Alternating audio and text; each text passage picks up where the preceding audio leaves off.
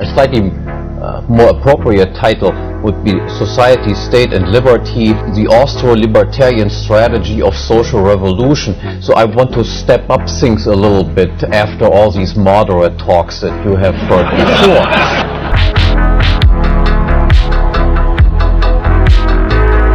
If there were no scarcity in the world, human conflicts would be impossible.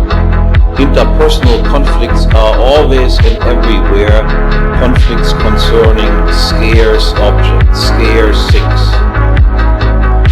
Conflicts regarding scarce resources can only be avoided if all scarce resources are assigned as private, exclusive property to some specified individual or individuals.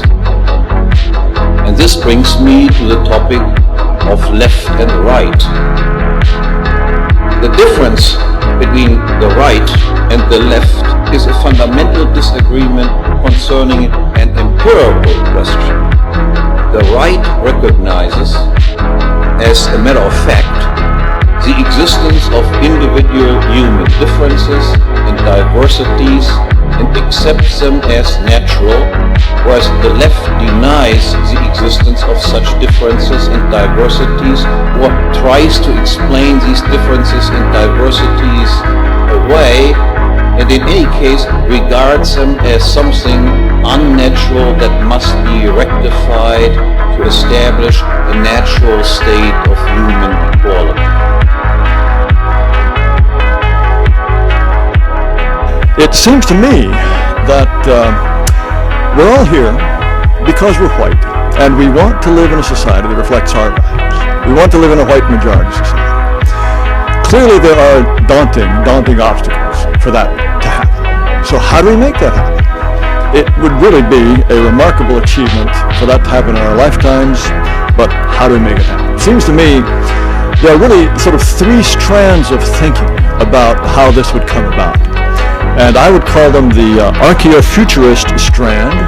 I would call it perhaps the Danish model, and then the Iranian model. If you go back in all of political theory, you don't find a single major thinker who had ever thought more about democracy than democracy being some sort of moderate communism. Relieved of the burden of individualized proof of victimhood, the left libertarians are essentially unrestricted in their discovery of new victims and victimizers in accordance with their own presupposed egalitarian assumptions. Accordingly, the hierarchical structure of traditional families, of sex roles, and the partition of labor between males and females is considered unnatural. Indeed, all social hierarchies and vertical rank orders of authority, of headsmen and chiefs, of patrons and nobles, aristocrats and kings, of bishops and cardinals, and of bosses in general